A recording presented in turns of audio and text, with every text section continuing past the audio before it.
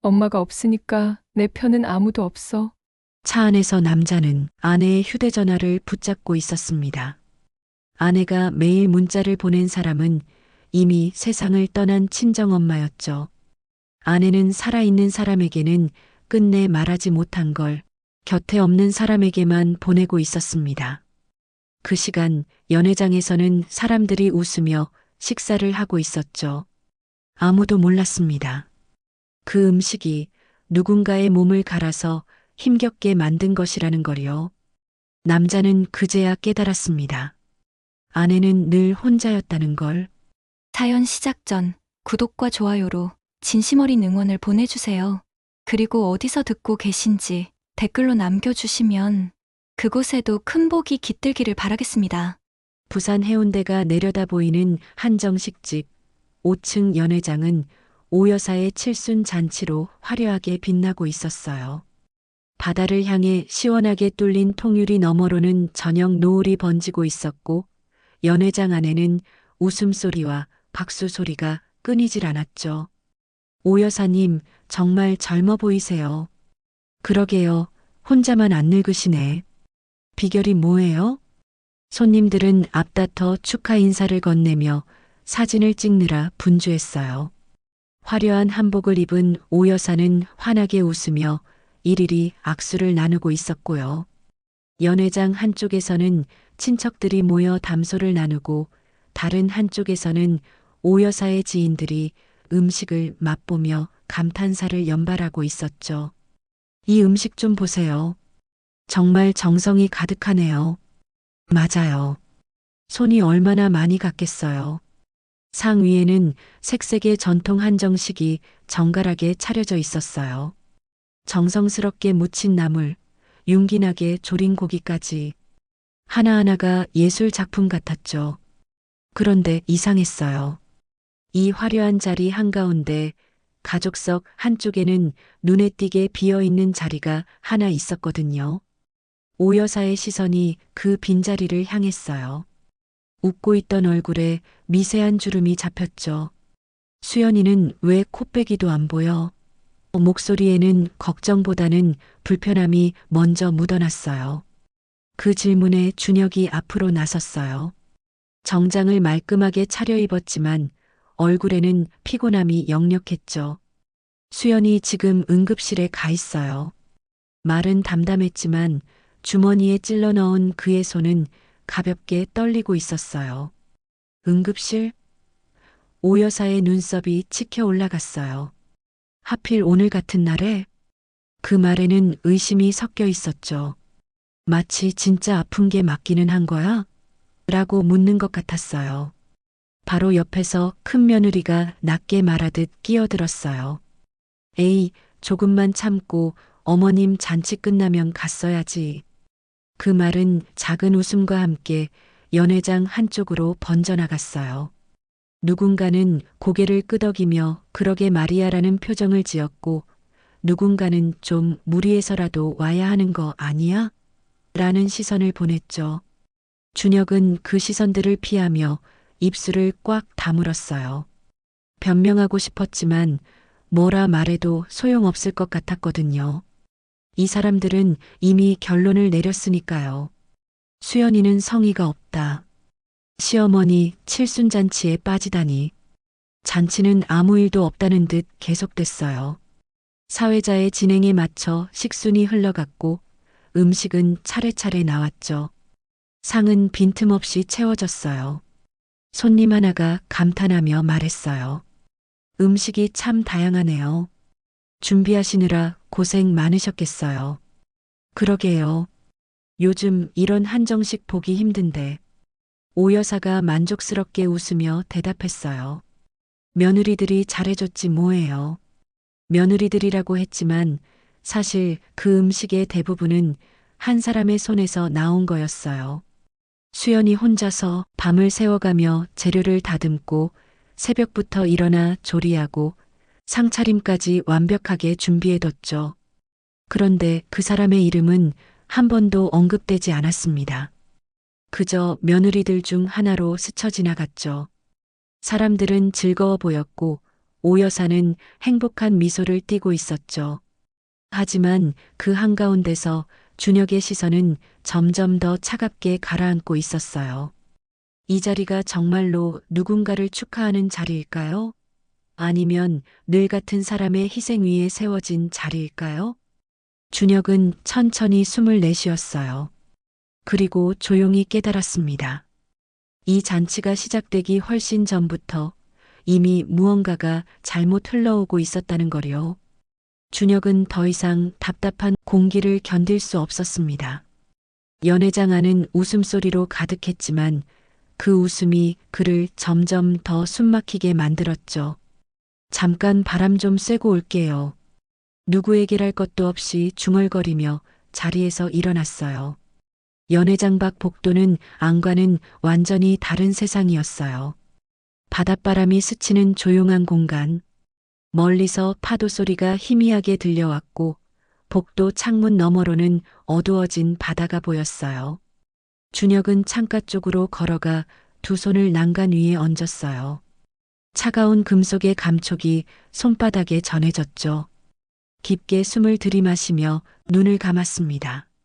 수연이는 괜찮아졌을까? 아침에 출발하기 전 수연의 모습이 떠올랐어요. 창백한 얼굴로 허리를 부여잡은 채 미안해요, 여보라고 작게 말하던 목소리. 자신의 몸도 가누지 못하면서 이따가 음식들 식지 않게 잘 담아서 가요라며 끝까지 걱정하던 모습.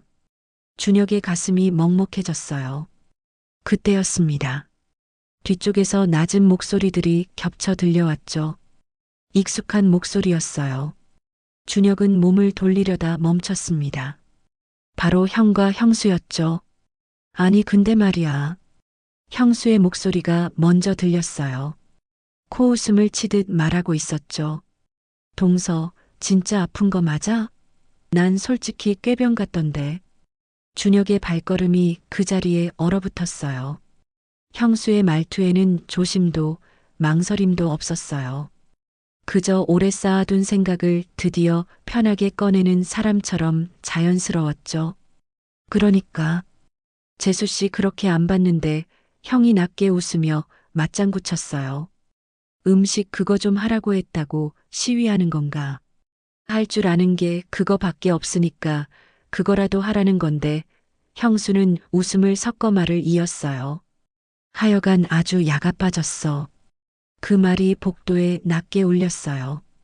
가볍게 던진 농담처럼 들렸지만 준혁의 귀에는 칼날처럼 날카롭게 박혔죠. 준혁의 머릿속에 어젯밤 장면이 스쳐 지나갔습니다. 새벽 2시 침실에서 나와 거실로 갔을 때 수연은 그 시간까지 음식 준비를 하고 있었어요. 얼굴은 새하얗게 질려 있었고 이마에서는 식은 땀이 맺혀 있었죠. 여보 여태 음식 만들고 있던 거야? 몸도 안 좋으면서. 괜찮아요. 안 하면 어머님이 실망하실 거예요. 떨리는 목소리로 겨우 그 말을 하던 수연. 그런데 그 모든 게 지금 오기 싫어서 머리 쓴다라는 말 한마디로 정리되고 있었어요. 준혁은 주먹을 꽉 쥐었습니다. 손바닥에 손톱이 박히는 느낌이 들었지만 그보다 더 아픈 건 이 사람들이 아내의 고통을 이렇게 아무렇지 않게 웃음 섞어 소비하고 있다는 사실이었죠. 형수의 말은 거기서 끝나지 않았어요. 어차피 안 와도 상관없잖아. 동서보다는 음식이 중요하지. 그리고는 좀 더 낮은 목소리로 덧붙였어요. 근데 있잖아, 여보. 나도 허리 안 좋은 거 어머님이 아시잖아. 그래서 미리 용돈 좀 드렸어. 혹시나 부르실까봐. 그래, 잘했어. 당신 무리하면 안 되지. 형이 즉각 대답했어요. 준혁은 그 자리에 더 이상 머물 수 없었습니다. 한 발짝 뒤로 물러서서 소리가 새지 않게 조심스럽게 숨을 죽였죠. 가슴 안에서 무언가가 서서히 무너져 내리고 있었어요. 분노라기보다는 배신에 가까운 감정이었습니다. 가족이라는 이름으로 묶여있던 사람들이 아내를 어떻게 바라보고 있었는지 그 민낯을 처음으로 똑똑히 본 순간이었으니까요. 그래도 다른 날도 아니고 어머니 칠순 잔치인데. 형의 목소리가 다시 들렸어요. 좀 무리해서라도 와야 하는 거 아니야? 그러게요. 동서만 특별 대우받을 순 없지. 수연이 받은 게 특별 대우라고요? 준혁은 복도 끝으로 조용히 걸어갔어요. 형과 형수가 있는 반대 방향으로요. 발소리를 최대한 죽이면서 천천히 그 자리를 벗어났죠. 복도 끝 계단 앞에 섰을 때 준혁은 벽에 등을 기대고 눈을 감았습니다. 그리고 조용히 생각했어요. 아내는 이 집안에서 그저 일만 하는 사람이었구나. 얼마나 고통스러워하는 건 중요하지 않고 그저 남들 보기 좋게 자리를 채우는 게 중요한 거였구나. 그 깨달음이 그의 가슴을 서서히 하지만 확실하게 조여오고 있었어요. 이 순간 준혁의 마음은 어땠을지 댓글로 남겨주세요. 준혁은 한참을 그 자리에 서 있었습니다. 다시 연회장으로 돌아가야 한다는 건 알았지만 발이 떨어지지 않았죠. 저 안에서 웃고 있는 사람들과 같은 공기를 마신다는 게 갑자기 견딜 수 없이 힘들어졌거든요. 준혁은 더 이상 그 자리에 서 있을 수 없었습니다. 형과 형수의 웃음 섞인 목소리가 아직도 귓가에 맴돌았죠. 연회장으로 돌아가는 대신 그는 조용히 계단을 내려가 주차장으로 향했습니다. 엘리베이터 안에서도 그 목소리들이 따라붙었어요. 주차장에 도착했을 때 준혁은 차를 향해 천천히 걸어가 문을 열고 운전석에 앉았습니다. 문을 닫자 바깥의 모든 소리가 차단됐어요. 시동도 걸지 않은 채 그는 그저 핸들을 붙잡고 앉아 있었습니다. 숨만 고르고 있었죠. 머릿속이 너무 복잡해서 아무 생각도 정리되지 않았어요. 그때 조수석에 놓인 수연의 가방이 눈에 들어왔습니다. 아침에 급하게 나오느라 챙기지 못하고 차에 두고 간 것 같았어요. 검은색 숄더백. 수연이 늘 들고 다니던 거였죠. 준혁은 별 생각 없이 가방을 집어들었어요. 병원에 입원해 있는 수연에게 가져다 줘야겠다는 생각이었죠. 가방을 열자 지갑과 약봉지, 구겨진 손수건 사이로 휴대전화가 보였습니다. 화면이 켜진 채 배터리가 거의 다 닳아가고 있었어요. 준혁은 의도적으로 무언가를 보려던 게 아니었습니다. 그저 전화기를 충전해야겠다고 생각하며 화면을 보는 순간 메시지 앱 알림이 자연스럽게 시야에 들어왔을 뿐이었죠. 메시지 목록의 가장 위. 그곳에 익숙하면서도 결코 익숙할 수 없는 이름 하나가 떠 있었어요. 엄마. 순간 준혁의 숨이 멈췄습니다. 심장이 쿵 하고 내려앉는 느낌이었죠. 수연의 어머니는 이미 오래전에 세상을 떠난 분이었어요. 수연과 결혼하기 전에 돌아가셨죠. 그 사실을 잊은 적은 단 한 번도 없었습니다. 수연은 가끔 어머니 이야기를 할 때면 눈가가 촉촉해지곤 했어요. 엄마가 살아계셨다면 좋아하셨을 텐데 하면서요. 그런데 그 이름이 지금 메시지 목록 가장 위에 있었습니다. 최근 시간 표시가 선명했고 그 아래로 수십 개의 대화가 이어져 있었죠. 준혁은 한참을 망설였습니다. 이건 보면 안 되는 것 같았어요. 아내의 사적인 공간이었으니까요. 하지만 동시에 보지 않으면 영영 모를 것 같았습니다. 수연이 혼자 무엇을 견디고 있는지를요. 손가락이 떨렸습니다. 결국 그는 화면을 터치했어요. 메시지 창이 열리고 짧은 문장 하나가 차 안의 침묵을 깼어요. 엄마, 오늘도 그냥 꾹 참았어. 엄마가 살아있었으면 내 편 들어줬을 텐데. 문장은 담담했어요. 하지만 그 안에는 포기와 체념이 고스란히 배어 있었죠. 이건 누군가에게 보내는 메시지가 아니었어요. 답장이 올리 없는 곳에 보내는 하루를 견뎌냈다는 기록 같았죠. 준혁은 천천히 화면을 위로 올려보았습니다. 비슷한 문장들이 날짜를 달리해 끝없이 이어지고 있었어요. 엄마, 오늘 또 형님이 나는 친정엄마 없다고 무시하더라. 대꾸도 못하고 어쩔 수 없이 웃고 넘겼는데 집에 와서 자꾸 생각나서 힘드네. 엄마, 어머님이 형님은 쉬게 하시면서 나는 무조건 일하러 오라고 하시네. 난 그저 일만 하는 며느리인가 봐. 날짜를 보니 일주일 전, 한 달 전, 1년 전 계속 이어지고 있었어요. 좋은 날에도 힘든 날에도 명절에도 평일에도 수연은 같은 곳에 같은 형식으로 말을 남기고 있었습니다. 준혁은 그제야 알았어요. 아내가 명절을 앞두고 왜 그렇게 말수가 줄어들었는지, 왜 밤늦게까지 잠들지 못했는지를요. 명절이 끝나고 나면 수연은 며칠간 기운이 없었습니다. 괜찮아요. 그냥 좀 피곤해서요라고 했지만 이제 보니 괜찮지 않았던 거죠. 문자를 계속 읽어가던 준혁은 더 충격적인 문장을 발견했습니다. 엄마, 오늘은 준혁 씨한테도 괜찮다고 했어. 준혁의 가슴이 철렁 내려앉았어요. 괜히 말하면 그 사람도 힘들어질까봐. 준혁 씨는 착한 사람이야. 근데 착한 거랑 내 편이 되는 건 다른 것 같아. 그 문장을 읽는 순간 준혁의 시야가 흐려졌어요. 아내는 자신에게조차 기대하지 않는 쪽을 선택하고 있었던 거예요. 부부라는 이름으로 묶여 있으면서도 마음만큼은 늘 혼자였다는 사실. 그 사실이 뒤늦게 가슴을 때렸죠. 나한테도 말 안 했구나. 나도 의지가 되는 존재가 아니었구나. 준혁은 고개를 숙인 채 소리 없이 숨을 몰아쉬었어요. 울음은 나오지 않았지만 가슴 안쪽이 찢어지는 것처럼 아팠어요. 20년이라는 시간이 이 작은 화면 안에 차곡차곡 쌓여 있었습니다.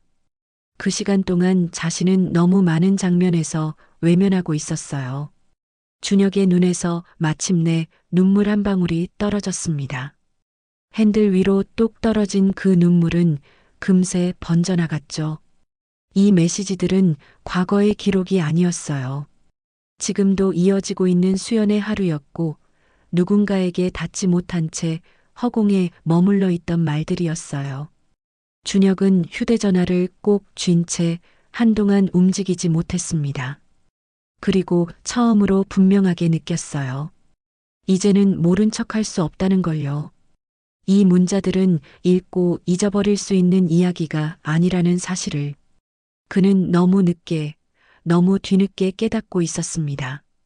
준혁의 머릿속에는 며칠 전 아침이 지워지지 않은 채 남아 있었어요. 그날 아침 평소처럼 알람이 울렸죠. 6시 30분. 수연은 늘 그 시간에 일어나 아침 준비를 했습니다. 하지만 그날은 달랐어요. 알람이 울렸는데도 수연은 침대에서 일어나지 못했죠. 몸을 일으키려다가 으윽 하는 신음과 함께 다시 이불 위로 쓰러졌습니다. 여보, 괜찮아? 준혁이 잠에서 깨어 물었을 때 수연은 허리를 붙잡은 채 제대로 숨을 쉬지 못하고 있었어요. 얼굴은 새하얗게 질려 있었고 이마에서는 식은땀이 흘러내리고 있었죠. 여보, 수연의 목소리가 떨렸습니다. 허리를 움직일 수가 없어. 준혁은 그제야 심각성을 깨달았어요. 수연은 평소 아프다는 말을 잘하지 않는 사람이었거든요. 그런 사람이 이렇게 힘들어한다는 건 병원에 가자. 지금 당장. 아니에요. 잠깐 쉬면. 수연이 말하려 했지만 말을 채 마치기도 전에 얼굴이 일그러졌죠. 준혁은 더 묻지 않았습니다. 아내의 몸을 조심스럽게 부축해서 간신히 옷을 입히고 차에 태웠어요. 병원으로 향하는 동안 차 안은 수연의 가쁜 숨소리만 오갔죠. 조금만 참아. 곧 도착해. 준혁이 말했지만 수연은 대답 대신 입술만 꽉 깨물고 있었습니다. 병원에 도착해 진료실로 들어갔습니다. 의사는 수연의 상태를 확인하고는 심각한 표정을 지었죠. 일단 MRI 촬영부터 해야겠습니다. 검사실로 이동하는 동안에도 수연은 누워 있는 것조차 힘들어 보였어요. 조금만 움직여도 얼굴이 일그러졌죠. 1시간 후 다시 진료실로 돌아왔습니다. 의사는 모니터를 가리키며 고개를 저었어요. 화면에는 수연의 척추 사진이 떠 있었죠. 보세요. 의사가 특정 부위를 가리켰습니다. 디스크가 심하게 탈출했어요. 이 정도면 의사는 잠시 말을 멈췄다가 수연을 바라봤죠. 솔직히 이 상태로 지금까지 일상을 유지하신 게 이해가 안 됩니다. 준혁의 가슴이 철렁 내려앉았어요. 얼마나 심각한 건가요? 의사는 단호하게 말했습니다. 이 정도면 보통 사람들은 진작에 응급실로 왔을 거예요. 환자분은 어떻게 참으셨어요? 수연은 대답하지 않았죠. 고개를 숙인 채 손을 무릎 위에 올려놓고 입술만 꽉 다물고 있었습니다. 의사는 조금 더 부드러운 목소리로 물었어요. 평소에도 계속 불편하셨죠? 수연이 작게 고개를 끄덕였습니다. 언제부터요? 한 2달쯤? 2달? 의사의 목소리가 높아졌어요. 2달 동안 이렇게 아프셨으면서 병원에 안 오셨어요? 수연은 여전히 고개를 들지 못했습니다. 준혁이 대신 물었죠. 치료는 어떻게 해야 하나요? 의사는 한숨을 쉬며 설명했어요. 일단 입원하셔야 합니다. 통증 조절하고 물리치료 병행해야 해요. 그리고 의사는 잠시 망설이다 말했죠. 상태를 봐서 수술도 고려해야 할 것 같습니다. 수술이요? 네. 이 정도로 악화되면 보존적 치료만으로는 한계가 있어요. 지금은 신경이 눌려 있는 상태거든요. 그 순간 준혁의 머릿속이 하얘졌습니다. 아내가 아프다는 사실보다 이렇게 될 때까지 아무도 멈추게 하지 않았다는 현실이 더 크게 다가왔죠. 의사는 수연을 똑바로 바라보며 물었어요. 환자분, 혹시 무리한 일 많이 하셨어요? 수연이 잠시 망설이다 작게 대답했습니다. 집안일을 좀 많이 했더니. 의사는 고개를 저으며 말했습니다. 그동안 계속 참으면서 몸을 혹사시켜온 증거죠. 허리는 한계가 있거든요. 아무리 참아도 결국 무너지게 돼 있어요. 그 말이 진료실 안에 무겁게 가라앉았습니다. 지금 상태로는 절대 무리하시면 안 돼요. 특히 무거운 것 들거나 오래 서 있거나 허리 굽히는 동작은 금물이에요. 최소 2주는 안정을 취하셔야 합니다. 의사는 입원 동의서를 내밀며 말했죠. 일단 오늘부터 입원하시는 게 좋겠어요. 진료실을 나오는 동안 수연은 끝내 아무 말도 하지 않았습니다. 괜찮다는 말도 미안하다는 말도 없었어요. 그 침묵이 준혁을 더 괴롭혔죠. 입원 수속을 밟고 병실로 올라갈 때 수연이 처음으로 입을 열었습니다. 여보, 어머님 칠순 잔치가 곧 다가오는데 그런 거 생각하지 마. 준혁이 단호하게 말했어요. 하지만 아무 생각하지 마. 일단 치료부터 받아. 수연은 더 이상 말하지 않았죠. 하지만 그 표정에는 걱정이 가득했습니다. 잔치 준비는 어떻게 하지? 준혁은 그 표정을 보며 가슴이 먹먹해졌어요. 지금 이 순간에도 아내는 자기 몸보다 집안 걱정을 먼저 하고 있었으니까요. 그제야 준혁은 확실히 깨달았습니다. 이건 개인의 문제가 아니었죠. 사람 하나가 가족이라는 이름 아래 얼마나 오래, 얼마나 깊게 망가질 수 있는지에 대한 이야기였어요. 그리고 그걸 가장 가까운 사람들이 아무렇지 않게 지나쳐왔다는 사실. 그 사실이 준혁의 분노를 더 이상 억누를 수 없게 만들고 있었습니다. 누군가는 지금도 이렇게 혼자 아파하고 있을지 모릅니다. 좋아요로 응원을 보내주세요. 병원에서 돌아온 날 저녁, 집안은 숨을 죽인 듯 조용했습니다. 수연은 침대에 누운 채 허리를 조금도 움직이지 못하고 있었고, 준혁은 물과 약을 챙겨 곁을 지키고 있었어요. 병원에서 처방받은 진통제와 소염제가 거실 테이블 위에 놓여 있었죠. 수연아, 약 먹자. 시간 됐어. 준혁이 물컵을 건네자 수연은 천천히 몸을 일으키려 했어요. 하지만 허리가 말을 듣지 않았죠. 작은 신음이 새어나왔습니다. 가만히 있어. 내가 해줄게. 준혁이 수연의 등을 조심스럽게 받쳐주며 약을 건넸어요. 수연은 약을 삼키고 다시 조심스럽게 누웠죠. 그때 휴대전화가 울렸습니다. 진동 소리가 거실에 크게 울렸죠. 화면에 뜬 이름은 어머니였어요. 준혁은 잠시 망설이다 전화를 받았습니다. 어머니의 목소리는 예상대로 평온했어요. 병원은 다녀왔니? 네, 어머니. 어머니는 그 대답이 끝나기도 전에 말을 이었죠. 그래서 병원에선 뭐래? 준혁은 의사의 말을 떠올리며 천천히 설명했어요. 허리가 많이 안 좋대요. 지금은 절대 움직이면 안 되고 수술 얘기까지 나왔어요. 전화기 너머에서 짧은 침묵이 흘렀습니다. 하지만 그 침묵은 놀람이나 걱정이 아니었어요. 이내 어머니가 가볍게 말했죠. 난 또 뭐라고, 허리 아픈 게 그렇게 큰일이니?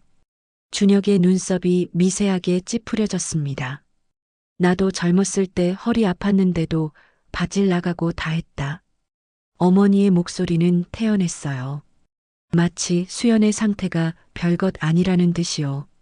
준혁이 입을 열려는 순간 어머니가 먼저 말을 이었습니다. 그나저나 내 칠순 잔치 때 필요한 음식 리스트 보냈는데 봤니? 준혁은 순간 말문이 막혔어요. 어머니, 지금 수연이가 움직일 수도 없는 상태인데. 아니, 그냥 음식 좀만 하는데 그게 무슨 상관이야? 어머니의 목소리가 조금 날카로워졌어요. 며느리가 시어머니 칠순인데 그거보다 중요한 게 어디 있어? 마치 당연한 순서를 설명하듯이 말이었죠. 어머니, 지금 상태로는. 준혁이 말을 꺼내려 하자 어머니는 곧바로 잘랐습니다. 아프면 진통제 먹고 하면 되지. 그 말은 너무 자연스럽게 나왔어요. 마치 누구나 다 그렇게 한다는 듯 아픔은 참고 넘기는 게 기본이라는 듯이요. 준혁은 소파에 누워있는 수연을 바라봤습니다. 수연은 눈을 감고 있었지만 이 대화를 다 듣고 있다는 걸 알 수 있었어요. 미세하게 떨리는 속눈썹이 그걸 말해주고 있었죠. 하루 이틀도 아니고 그날만 좀 버티면 되잖아. 어머니의 목소리는 조금도 흔들리지 않았어요. 사람들 다 오는데 며느리가 빠지면 말이 나오지 않겠니? 준혁은 순간 아무 말도 할 수 없었습니다. 아내의 허리 상태가 아니라 사람들 말이 더 중요한 기준이었기 때문이에요. 형수님한테 부탁하세요. 하지만 어머니는 아무렇지 않게 말했죠.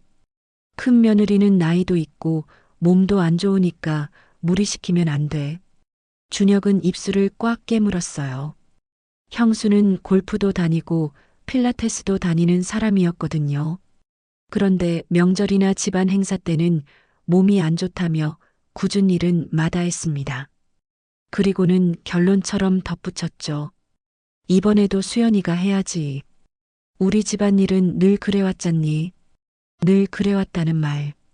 그 한마디에 준혁의 가슴이 꽉 막히는 느낌이 들었어요. 이건 부탁이 아니었습니다. 선택도 아니었죠. 며느리의 몸 상태는 애초에 고려 대상이 아니었고 칠순 잔치는 무조건 치러져야 할 행사였어요. 준혁은 한동안 말을 잇지 못하다가 낮게 말했어요. 어머니, 지금 하기 싫어서 그런 게 아니라 사람이 아프다잖아요. 그러자 어머니는 못마땅하다는 듯 한숨을 내쉬었습니다. 요즘 의사들은 괜히 겁을 줘. 조금만 아파도 수술하자고 하고. 그리고는 통화를 마무리하듯 말했죠. 아무튼 알아서 준비해라. 사람들 다 불러뒀으니까 잔치는 예정대로 진행하는 거야. 어머니, 잠깐만요. 하지만 전화는 이미 끊겨 있었습니다. 신호음만 차갑게 울렸어요. 준혁은 휴대전화를 내려놓은 채 한동안 서 있었죠. 수연은 여전히 눈을 감고 있었어요. 하지만 눈가가 붉어져 있었죠. 이 통화를 다 들었고 들었더라도 놀라지 않을 얼굴이었습니다. 그 표정이 준혁을 더 분노하게 만들었어요. 이 집안에서는 아내의 아픔이 항상 이 정도로 취급되어 왔다는 사실이 너무 분명해졌기 때문입니다. 여보, 수연이 작게 말했어요. 괜찮아. 내가 뭐라도 해볼게요. 안 돼. 준혁의 목소리가 커졌습니다. 절대 안 돼. 당신 지금 상태가 어떤지 알아? 하지만 어머님이 준혁이 손을 휘저었어요. 당신 몸이 먼저야. 수연은 더 이상 말하지 않았습니다. 하지만 그 눈빛에는 여전히 걱정과 죄책감이 가득했죠. 내가 못 가면 곤란해질 텐데.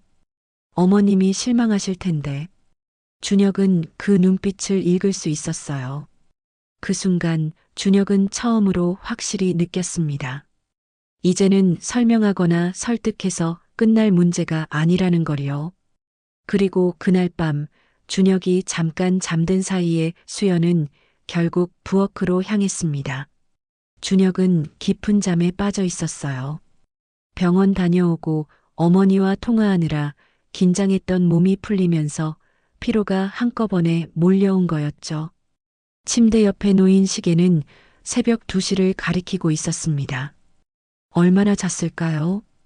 희미한 불빛이 침실 문틈으로 새어 들어왔어요. 준혁은 처음엔 화장실 불인 줄 알았죠. 하지만 불빛이 꺼지지 않았어요. 그리고 희미하게 들리는 소리가 있었습니다. 탁탁탁. 칼이 도마에 닿는 소리였어요. 준혁은 벌떡 일어났습니다. 침대 옆을 보니 수연이 없었죠. 수연아? 대답이 없었어요. 준혁은 서둘러 방문을 열고 나갔습니다. 부엌에서 불빛이 새어나오고 있었죠. 부엌으로 가까이 가자 수연의 모습이 보였어요. 허리를 제대로 펴지 못한 채 싱크대를 붙잡고 서 있었습니다. 도마 위에는 이미 준비해둔 채소들이 놓여 있었고 옆에는 적어둔 음식 목록 메모가 붙어 있었죠.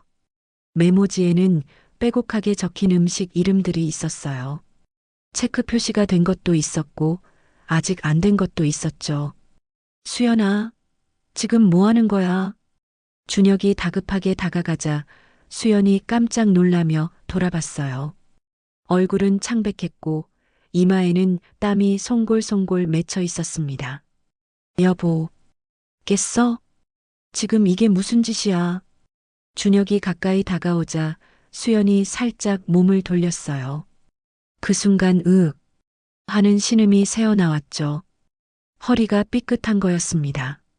수연은 싱크대를 붙잡으며 몸을 가누려 했어요. 준혁이 급히 수연을 부축했죠. 왜 이래? 의사가 뭐라고 했어? 절대 움직이지 말라고 했잖아. 미안해요. 수연의 목소리가 떨렸습니다. 근데 이거라도 해놔야. 이거 한다고 뭐가 돼? 준혁의 목소리가 커졌어요. 당신 지금 쓰러지려고 작정했어? 수연은 대답 대신 싱크대 옆 선반을 가리켰어요. 거기에는 진통제 봉지가 찢어져 있었죠. 진통제 먹었어요. 시간 지나면 괜찮아져요. 괜찮긴 뭐가 괜찮아. 준혁은 수연을 소파로 데려가려 했습니다. 하지만 수연은 고개를 저었어요. 여보, 거의 다 했으니까 마무리만. 안 돼. 당장 그만둬. 하지만 수연의 눈빛은 완강했어요. 아니, 완강하다기보다는 절박했죠. 어머님 칠순 잔치인데 어떻게 손 놓고 있어요. 친구분들한테도 직접 음식 대접하신다고 다 이야기하셨다던데. 지금 음식이 무슨 상관 있어? 준혁이 소리쳤습니다. 수연은 잠시 말을 멈췄다가 작게 말했어요. 제가 어머님 잔치 망친 죄인이 되잖아요. 그 말에 준혁은 할 말을 잃었습니다. 아내는 자신을 죄인이라고 생각하고 있었어요. 무슨 소리야? 준혁의 목소리가 떨렸어요. 당신이 무슨 죄인이야? 다들 그렇게 생각할 거예요. 수연이 말했습니다.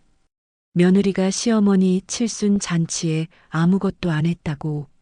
평생 그 소리 들으면서 살아야 해요. 수연의 눈에 눈물이 고였어요.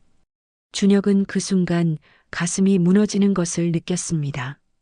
아내는 자기 몸이 아니라 다른 사람들의 평가가 두려워서 이 짓을 하고 있었던 거예요. 당신 이럴 땐 좀 쉬어도 돼. 준혁이 수연의 어깨를 잡았습니다.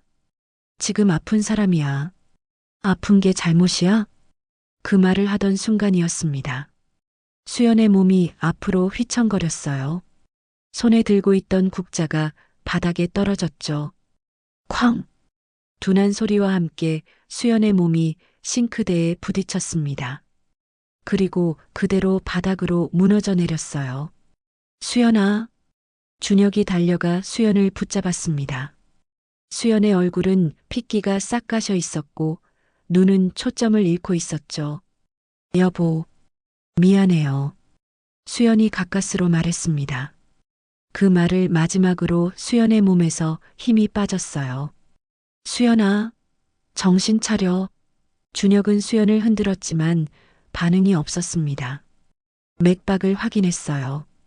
뛰고는 있었지만 약했죠. 이러지 마. 제발. 준혁은 수연을 안아 올렸습니다. 가벼운 몸이었어요. 너무 가벼웠죠. 차 키를 집어들고 수연을 안은 채 현관문을 박차고 나갔어요. 엘리베이터를 기다릴 시간도 없어서 계단을 뛰어 내려갔습니다. 괜찮아. 곧 병원 도착해. 조금만 버텨. 준혁은 중얼거리며 주차장으로 달렸어요. 차 뒷좌석에 수연을 조심스럽게 눕히고 안전벨트를 채웠죠. 시동을 걸고 엑셀을 밟았습니다. 새벽 거리는 한산했어요. 신호등이 빨간불이어도 좌우를 확인하고 그냥 통과했죠. 조금만 버텨. 백미러로 뒷좌석을 확인했어요. 수연은 여전히 의식이 없었습니다. 준혁은 응급실 입구 앞에 차를 세우고 뛰어내렸죠. 사람 살려요. 의식 없어요. 응급실 직원들이 달려나왔습니다. 들것이 나왔고 수연을 그 위에 옮겼어요. 보호자분이세요? 어떻게 된 거예요? 허리 디스크가 심한데 무리를 해서 갑자기 쓰러졌어요. 간호사들이 수연을 응급실 안으로 밀고 들어갔습니다. 자동문이 닫히며 준혁과 수연을 갈라놓았죠. 준혁은 그 문 앞에 서서 한참을 멍하니 바라봤어요. 부엌에 켜진 불빛 아래 놓인 음식 재료들이 머릿속을 스쳤습니다. 반쯤 썰린 채소들, 양념이 반쯤 묻은 고기들, 그리고 벽에 붙은 체크리스트. 이 모든 게 아내를 여기까지 몰아넣은 증거들이었어요. 준혁은 플라스틱 의자에 주저앉으며 두 손으로 얼굴을 감싸쥐었습니다. 미안해. 내가 막았어야 했는데. 하지만 이미 늦었어요. 아내는 끝까지 죄인이 되지 않으려고 자기 몸을 망가뜨렸고 결국 쓰러지고 말았으니까요. 연회장 주차장. 준혁은 차 안에 그대로 앉아 있었어요. 시동도 꺼진 채였죠. 메시지 목록 가장 위로 화면을 내렸어요. 그리고 멈췄습니다. 오늘 오전 8시 23분. 수연이 부엌에서 쓰러지기 직전에 보낸 메시지였어요. 준혁은 그 메시지를 아직 읽지 않았습니다. 손가락이 떨렸어요. 천천히 화면을 터치했죠. 메시지가 열렸습니다. 엄마, 나 힘들어서 죽을 것 같아. 첫 문장을 읽는 순간 준혁의 가슴이 철렁 내려앉았어요. 근데 이거 다 못 끝내면 내가 어머님 잔치 망쳤다고 다들 손가락질하겠지? 준혁은 그 문장 앞에서 숨이 멎는 것 같았습니다. 문장은 짧았어요. 어디에도 원망은 없었죠. 아프다는 말보다 먼저 나온 건 두려움이었습니다. 자기 몸이 아니라 누군가의 잔치를 망칠까봐 하는 두려움. 자기가 죄인이 될까봐 하는 두려움. 준혁은 휴대전화를 쥔 손이 떨리는 걸 느꼈어요. 그제야 모든 장면이 하나로 이어졌습니다. 너무 늦게 알아버린 진실, 가슴이 아프시다면 좋아요를 눌러주세요. 형과 형수가 아내를 꾀병이라고 말하던 목소리. 어머니가 진통제 먹고 하면 돼지라고 하던 말. 그리고 새벽에 부엌에서 쓰러졌던 수연의 모습. 응급실로 달려가던 그 새벽길. 모든 게 연결됐어요. 수연은 아픈 와중에도 자기 가족을 원망하지 않았습니다. 대신 자기가 폐를 끼칠까봐 두려워하고 있었죠. 준혁의 손에 힘이 들어갔어요. 휴대전화를 쥔 손이 하얗게 변했습니다. 이건 성격의 문제가 아니었어요. 희생적인 사람이라서도 아니었죠. 이건 이 집안이 아내를 어떤 위치에 놓아왔는지에 대한 명백한 결과였습니다. 준혁은 차창 밖을 바라봤어요. 연회장 불빛이 여전히 반짝이고 있었죠. 그 안에서는 사람들이 웃고 있을 거예요. 음식을 먹고 사진을 찍고 축하 인사를 나누고 있겠죠. 수연이 고열에 시달리며 허리 통증을 참아가며 준비한 그 음식들을요. 하지만 그 빛은 이제 준혁에게 아무 의미도 없었습니다. 준혁은 휴대전화를 천천히 주머니에 넣었어요. 그리고 확실히 알았죠. 아내를 여기까지 몰아넣은 건 우연도 상황도 아니라는 걸요. 자기 가족이었습니다. 그리고 그 사실을 이제는 더 이상 외면할 수 없다는 것도요. 준혁은 차에서 내렸습니다. 연회장으로 돌아갈 시간이었어요. 주차장에서 올라오는 동안 발걸음은 무거웠지만 머릿속은 이상할 만큼 또렷했습니다. 엘리베이터를 타고 5층으로 올라갔어요. 문이 열리자 복도에서 음악 소리와 웃음소리가 들려왔죠. 준혁은 연회장 문 앞에 섰습니다. 손잡이를 잡았어요. 차가운 금속의 감촉이 손바닥에 전해졌죠. 깊게 숨을 들이마셨습니다. 그리고 문을 열었어요. 준혁은 천천히 연회장 안으로 걸어 들어갔습니다. 그의 주머니 안에는 수연의 휴대전화가 들어 있었어요. 그 안에 담긴 마지막 메시지. 이제 세상 밖으로 꺼낼 시간이었습니다. 더 이상 모른 척할 수 없었으니까요. 준혁의 눈빛이 차갑게 가라앉았습니다. 연회장 중앙에는 오 여사가 앉아 있었어요. 형과 형수가 어머니 옆에 붙어 서 있었습니다. 형수는 정성스레 포장된 명품 쇼핑백을 두 손으로 건네며 환하게 웃고 있었고, 형은 두툼한 봉투를 꺼내 어머니 손에 자연스럽게 쥐어주고 있었죠. 어머니, 이거 평소에 좋아하시던 브랜드예요. 형수가 다정하게 말했습니다. 역시 너희들밖에 없다. 오 여사의 얼굴에 금세 웃음이 번졌어요. 이렇게 신경 써주니 내가 힘이 나지. 그 말에 형수는 더 크게 웃으며 주변을 한번 둘러봤습니다. 마치 이 자리가 얼마나 화목한지를 보여주기라도 하듯이요. 손님들도 곳곳에서 감탄사를 연발하고 있었어요. 참 보기 좋네요. 집안이 화목해 보여요. 자식들이 다 효자효녀네요. 요즘 이런 집안 보기 힘든데. 준혁은 그 장면을 한쪽에서 조용히 바라보고 있었습니다. 상위에 가득 차려진 음식들이 눈에 들어왔어요. 깔끔하게 정돈된 그릇들, 색색의 전과 나물들, 윤기나는 갈비찜. 음식이 참 정갈하네요. 손님 하나가 감탄하며 말했습니다. 손이 많이 갔겠어요. 다른 손님이 맞장구 쳤죠. 오 여사님 복 받으셨어요. 며느리들이 이렇게 잘해드리니. 그 말들이 여기저기서 흘러나왔지만 그 음식이 누구의 몸을 갈아서 만들어졌는지는 아무도 묻지 않았습니다. 오 여사는 손님들의 칭찬을 들으며 자연스럽게 말했어요. 며느리들이 다 잘해요. 내가 복이 참 많죠. 잠시 말을 멈췄다가 덧붙였죠. 귀한 손님들 온다고 엄청 신경 쓰더라고요. 마치 여러 사람이 나눠서 한 일인 것처럼. 그 말을 들은 순간 준혁의 가슴이 천천히 식어갔습니다. 아내가 밤을 새우며 준비했던 시간들, 그 모든 게 어머니에겐 그저 당연한 일이었고 수연이의 상태를 걱정하기보다는 오지 않은 것에 대해 서운해할 뿐이었죠. 준혁은 천천히 자기 자리로 걸어갔습니다. 자신의 옆에 빈 의자가 하나 더 있었어요. 수연의 자리였습니다.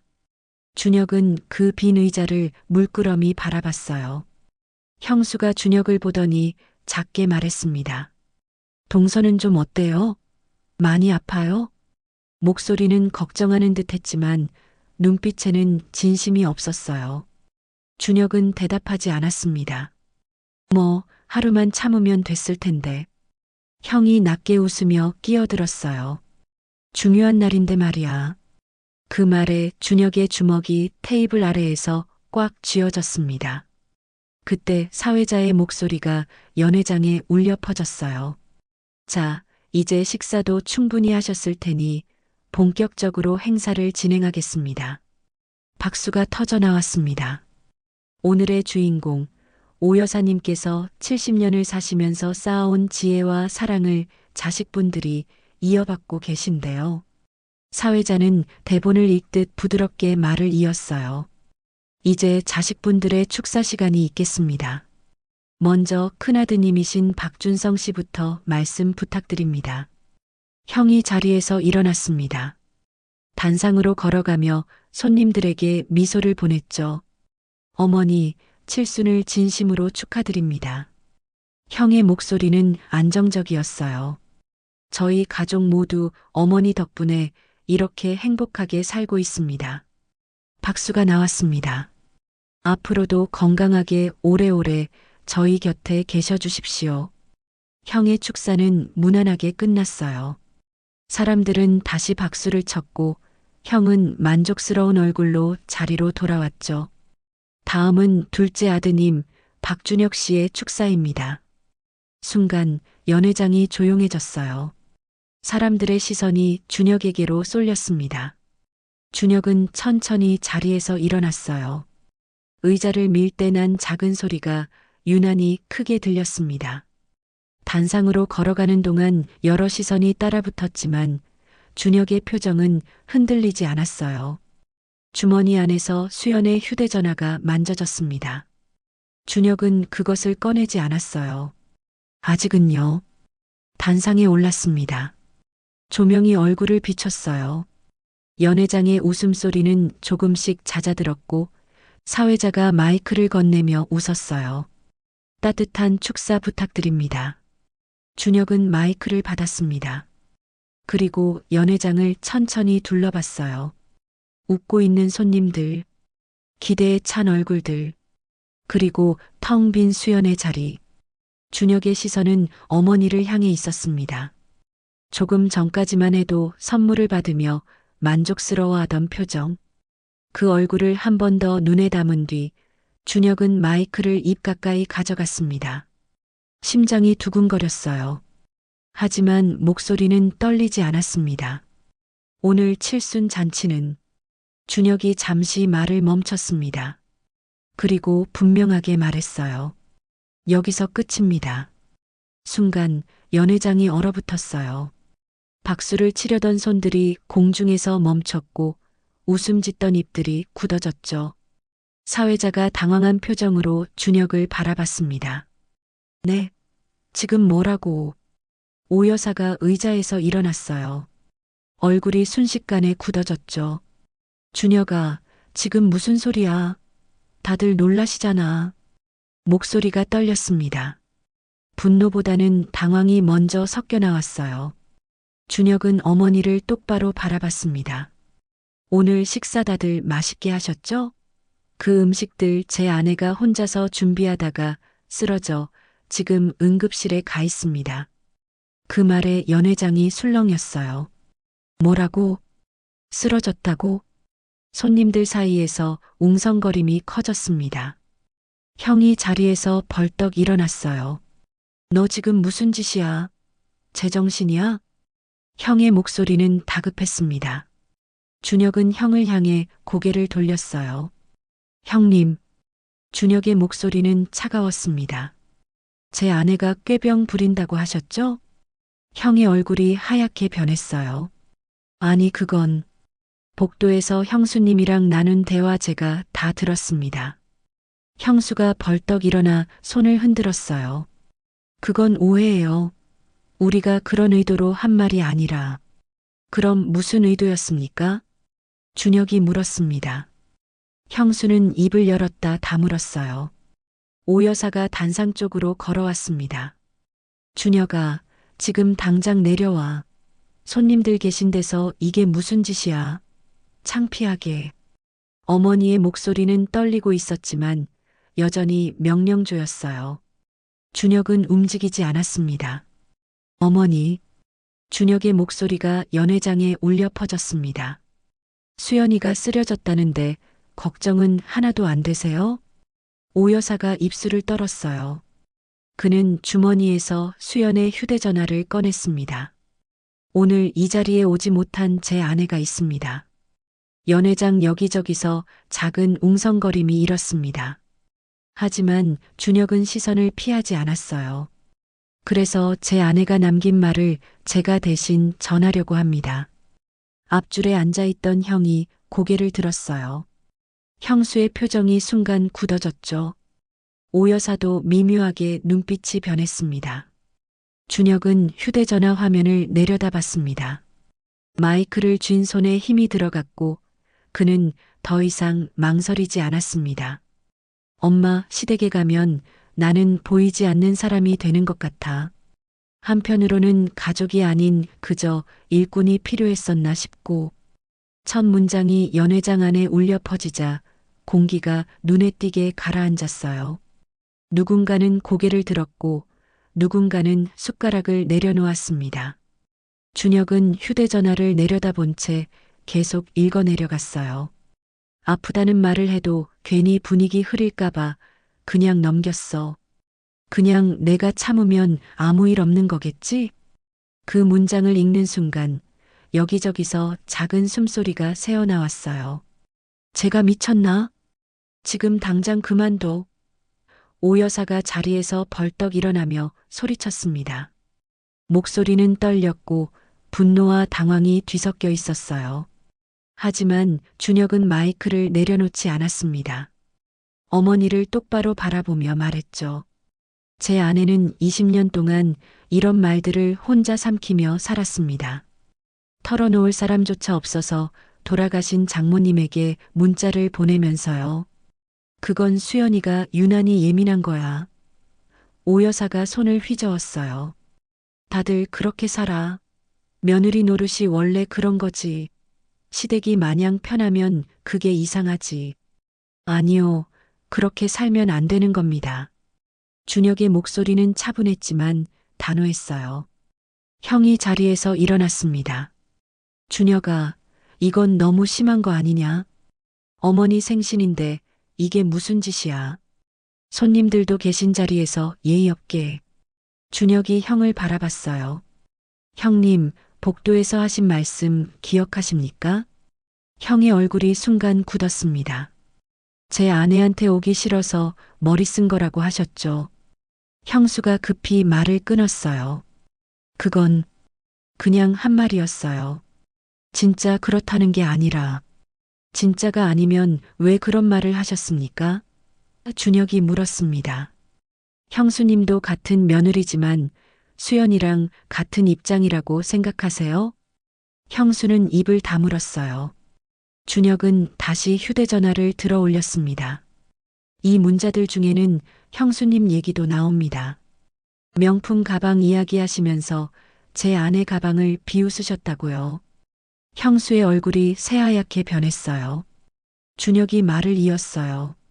진통제 먹고 허리 아픈 사람이 제대로 회복도 못한 몸으로 음식 만들다가 쓰러졌습니다. 그걸 아십니까? 수연이가 혼자서 하는 동안 형수님은 뭘 하셨죠? 오 여사가 뒤로 비틀거렸어요. 옆에 있던 친척이 급히 부축했죠. 본인 몸도 안 좋은데 수연이가 왜 그랬는지 아십니까? 준혁이 다시 물었습니다.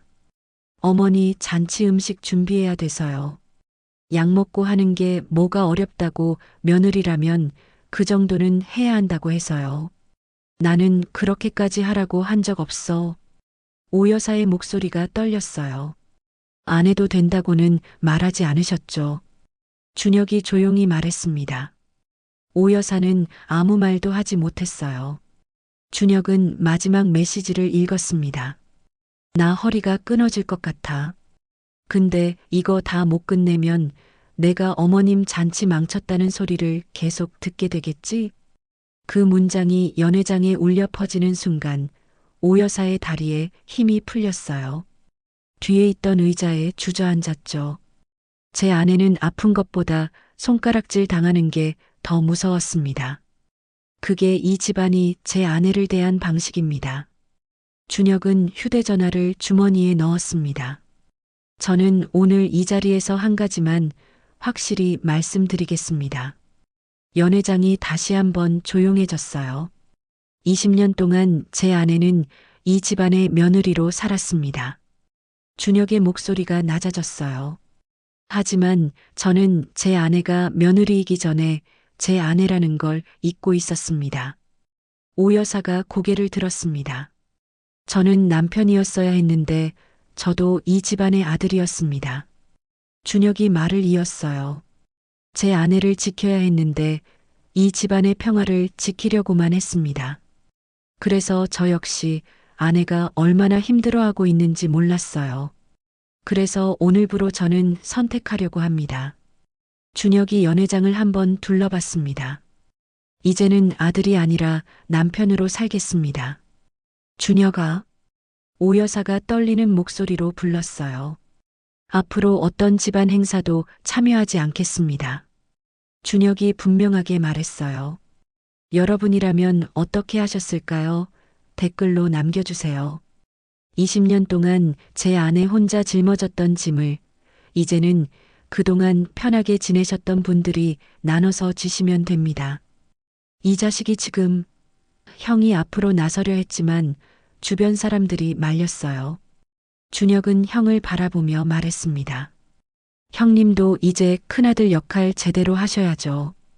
20년 동안 제 아내가 대신해 준 걸 이제 형이랑 형수님이 직접 하시면 됩니다. 너 어떻게 엄마한테 이래? 수연이 걔가 대체 뭐라고 너한테 짓거렸길래? 오 여사의 목소리가 간신히 나왔어요. 준혁은 어머니를 마지막으로 한번 바라봤습니다. 어머니, 이제 저랑 수연이 찾지 마세요. 그리고 제 아내는 더 이상 이 집안의 며느리가 아니라 그냥 정수연으로 살게 하겠습니다. 오 여사는 고개를 떨구었어요. 손으로 얼굴을 가렸죠. 저희 부부는 이제 서로만 지키면서 살겠습니다. 준혁의 마지막 말이었어요. 그게 그동안 혼자 힘들어한 아내에게 사죄하는 방법입니다. 준혁은 더 이상 할 말이 없다는 듯 단상에서 내려왔습니다. 연회장 문을 향해 걸어가는 그의 뒷모습을 모두가 지켜봤지만 아무도 막지 않았어요. 문을 열고 나가는 순간 밖의 공기가 훨씬 가볍게 느껴졌습니다. 문이 닫히자 안쪽의 모든 소리가 차단되었어요. 준혁은 복도에 서서 깊게 숨을 들이마셨습니다. 20년 동안 묶여있던 침묵을 스스로 끊어낸 순간이었습니다. 그리고 이제 아내에게로 돌아갈 시간이었어요. 연회장을 나온 뒤 준혁은 곧바로 병원으로 향했어요. 차 안은 조용했고 라디오도 켜지 않았습니다.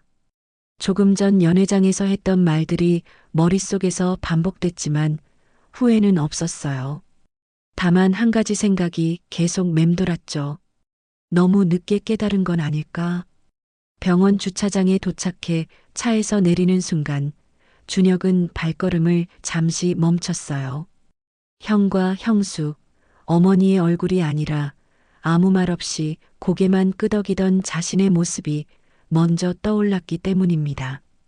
그동안 그는 앞장서서 상처를 주지는 않았어요. 하지만 막지도 않았죠. 조금만 참아. 어머니도 아기는 없어. 지나가면 괜찮아질 거야. 그렇게 말하면서 사실은 자기 자신을 편하게 만들려고 했던 건 아닐까요?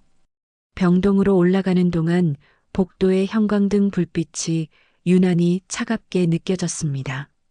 준혁은 그 불빛 아래서 스스로에게 물었어요. 나는 정말 달랐을까? 아내 편이었을까?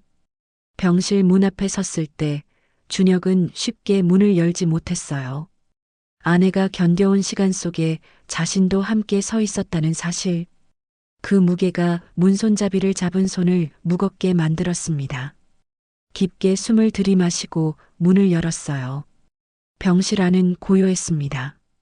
수연은 침대에 누운 채 수액을 맞고 있었고 허리 보호대가 몸을 단단히 감싸고 있었어요. 천장을 바라보고 있다가 문 여는 소리에 고개를 돌렸죠. 여보. 수연의 목소리는 여전히 가늘었어요. 준혁은 조용히 다가가 의자에 앉았습니다.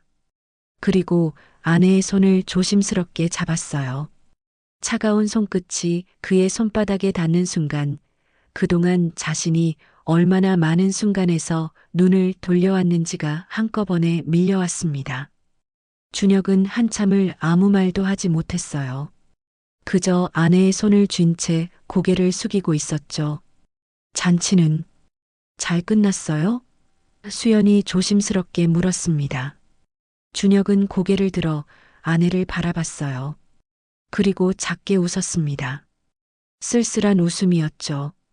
글쎄, 잘 끝났다고 해야 할까? 수연의 눈빛이 불안해졌어요. 무슨 일 있었어요? 준혁은 잠시 망설이다가 천천히 말했습니다. 당신이 돌아가신 장모님한테 보낸 문자들 읽었어. 수연의 얼굴이 순간 굳었어요. 당신이 그걸 어떻게 알고? 차에 두고 간 가방에서 우연히. 준혁이 수연의 손을 더 꽉 쥐었습니다. 미안해. 허락 없이 봐서. 수연은 고개를 돌려 창밖을 바라봤어요. 입술을 꽉 깨물고 있었죠. 부끄럽네요. 수연의 목소리가 떨렸습니다. 제가 얼마나 찌질하게 살았는지. 아니야. 준혁이 단호하게 말했어요. 찌질한 건 나지. 당신이 나한테도 말 못할 정도였다니 내 스스로가 너무 한심하더라. 수연이 고개를 돌려 준혁을 바라봤습니다. 준혁은 고개를 숙인 채 작게 숨을 내쉬었어요. 미안해.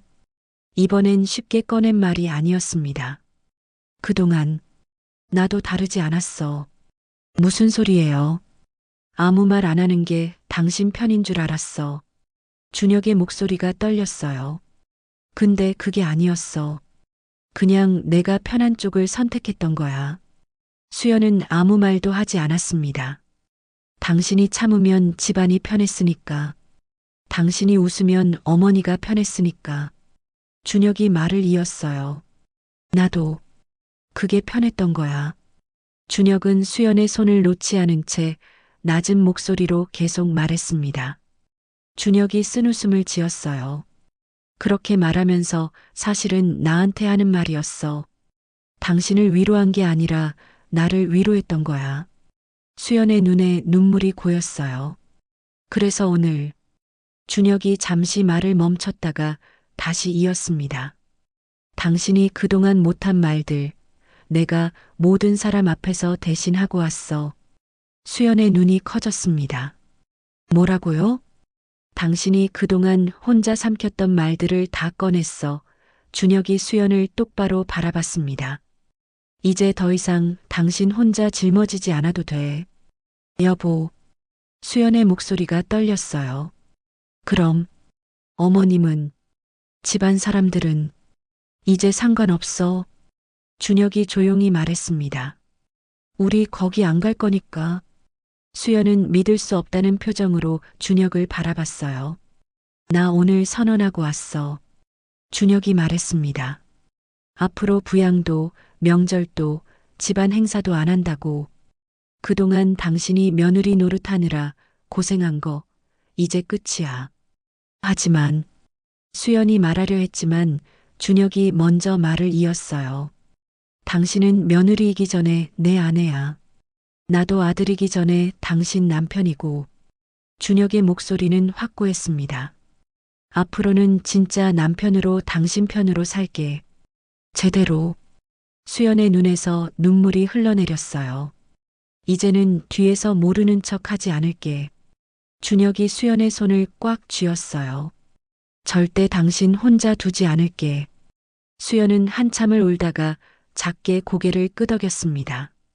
그 작은 움직임이 그동안 얼마나 외로웠는지를, 얼마나 기다렸는지를 말해주고 있었어요. 병실 안에는 수액이 떨어지는 소리만 규칙적으로 이어졌습니다. 하지만 그 소리 사이로 두 사람 사이에는 그동안 비어있던 자리 하나가 천천히 채워지고 있었어요. 준혁의 휴대전화가 연달아 울리기 시작했죠. 부재중 전화 알림이 화면 위에 쌓여갔습니다. 형의 이름, 어머니의 이름, 형수의 이름까지. 준혁은 전화기를 꺼내 화면을 확인하더니 천천히 무음으로 바꿨어요. 전화, 안 받아도 돼요? 수연이 걱정스럽게 물었습니다. 준혁이 단호하게 말했어요. 받을 필요 없어. 하지만 어머님이. 준혁이 수연을 바라봤습니다. 당신은 이제 신경 쓰지 않아도 돼. 수연은 잠시 아무 말도 하지 않았습니다. 그러다 작게 물었어요. 정말 괜찮을까요? 우리 이렇게 해도. 준혁은 의자를 조금 끌어당겨 수연과 눈을 맞췄습니다. 괜찮아. 그러니까 당신 건강만 신경 써. 잠시 말을 고른 뒤 분명히 말했어요. 이제는 우리를 위해 살아보자. 수연은 천천히 고개를 끄덕였습니다. 병실 창밖으로 저녁 노을이 스며들고 있었어요. 긴 하루가 끝나가고 있었습니다. 며칠 후 수연이 퇴원하던 날이었어요. 준혁은 모든 연락을 정리했습니다. 형에게는 문자로 짧게 답했죠. 앞으로 연락하지 마세요. 집안 문제는 형님이 알아서 하시면 됩니다. 어머니에게는 더 이상 전화를 받지 않았어요. 대신 마지막으로 한 통의 문자를 보냈습니다. 어머니, 이제는 제 가족을 먼저 지키겠습니다. 집으로 돌아온 뒤 준혁과 수연은 집을 정리하기 시작했어요. 명절 때 쓰던 큰 냄비들, 제사 때 쓰던 그릇들, 시댁 행사용으로 사둔 옷들. 하나씩 정리하면서 버릴 건 버리고 필요 없는 건 기부했죠. 이거 버려도 돼요? 수연이 큰 냄비를 들고 조심스럽게 물었어요. 당연하지. 준혁이 웃으며 말했습니다. 이제 안 쓸 건데. 수연은 여전히 망설이는 표정이었어요. 하지만 준혁이 함께 들어 분리수거장으로 가져가자 조금씩 표정이 밝아졌습니다. 그렇게 일주일이 지났어요. 그리고 준혁과 수연은 짐을 꾸려 동해로 떠났습니다. 동해의 한적한 바닷가. 아직 사람의 발길이 많지 않은 이른 아침이었어요. 모래 위에는 두 사람의 발자국만 천천히 이어지고 있었습니다. 바다는 잔잔했고 파도 소리는 생각보다 조용했어요. 수연은 두꺼운 외투를 입고 바닷바람을 맞으며 수평선을 바라보고 있었습니다. 아직 허리는 완전히 낫지 않았지만 그 표정에는 이상하리만큼 힘이 들어가 있지 않았어요. 억지로 버티는 얼굴이 아니라 쉬어도 되는 얼굴이었죠. 해가 천천히 떠오르기 시작했습니다. 어둠과 밝음의 경계에서 바다는 조금씩 색을 바꾸고 있었고 그 모습을 두 사람은 말없이 지켜봤어요. 여보, 수연이 작게 말했습니다. 정말 괜찮을까요? 우리 이렇게 살아도. 준혁은 수연을 바라봤어요. 또 걱정이야? 아니, 그게 아니라. 수연이 말을 잇지 못하고 있을 때 준혁이 먼저 말했습니다. 우리는 남들 기준에 맞춰 살았던 거야. 어머니의 말대로, 형님 말대로. 준혁이 바다를 바라보며 말했어요. 이제는 우리 기준으로 살면 돼. 수연은 천천히 고개를 끄덕였습니다. 그리고 처음으로, 정말 처음으로 준혁의 어깨에 편하게 기댔어요. 미안하다는 말도, 괜찮냐는 물음도 없이요. 준혁은 그 무게를 피하지 않았습니다. 어깨에 닿은 온기를 그대로 받아들이며 시선을 바다에 둔 채 천천히 숨을 내쉬었어요. 지난 20년 동안 두 사람은 같은 방향을 보고 서 있었던 적이 거의 없었습니다. 각자의 자리에서 각자의 방식으로 버티기만 했을 뿐이었죠. 하지만 지금은 달랐어요. 누가 먼저 앞서지도 누가 뒤에 남지도 않은 채 같은 풍경을 같은 속도로 바라보고 있었습니다. 여기 오길 잘했죠. 수연이 작게 말했어요. 응. 준혁이 짧게 대답했습니다. 그 한마디 안에는 그동안 하지 못했던 많은 말들이 담겨 있었어요. 해가 완전히 떠올랐을 때 바다는 황금빛으로 빛났습니다. 그리고 그 빛 속에서 두 사람은 처음으로 서로를 제대로 바라봤어요. 지켜보지 못했던 시간, 외면했던 순간들, 너무 늦게 꺼낸 사과까지. 그 모든 것을 굳이 말로 하지 않아도 알 수 있을 만큼 가까운 거리였습니다. 그날 아침은 도망의 끝이 아니라 정리의 끝이었고 침묵의 끝이었어요. 그리고 무엇보다 누군가의 가족이 아니라 서로의 편으로 서는 진짜 부부의 첫날이 조용히 밝아오고 있었습니다. 파도가 모래를 적시고 물러갔어요. 그리고 다시 밀려왔죠. 끝없이 반복되는 파도처럼 이제 두 사람에게도 새로운 시작이 조용히 이어지고 있었습니다. 여보, 수연이 준혁을 올려다봤어요. 고마워요. 준혁은 웃으며 수연의 손을 잡았습니다. 나도 그동안 혼자 잘 버텨줘서. 두 사람은 더 이상 아무 말도 하지 않았어요. 그저 손을 잡은 채 떠오르는 아침 해를 바라봤습니다. 새로운 하루가 시작되고 있었어요. 누군가의 며느리도 누군가의 아들도 아닌 그저 서로의 남편이고 서로의 아내인 두 사람의 첫 아침이었습니다. 오늘 이야기가 마음에 와닿으셨다면 주변 분들에게 공유해주세요. 구독과 좋아요로 힘을 주시고 어디서 이 이야기를 들으셨는지 댓글로 남겨주세요. 항상 건강하시길 바라겠습니다.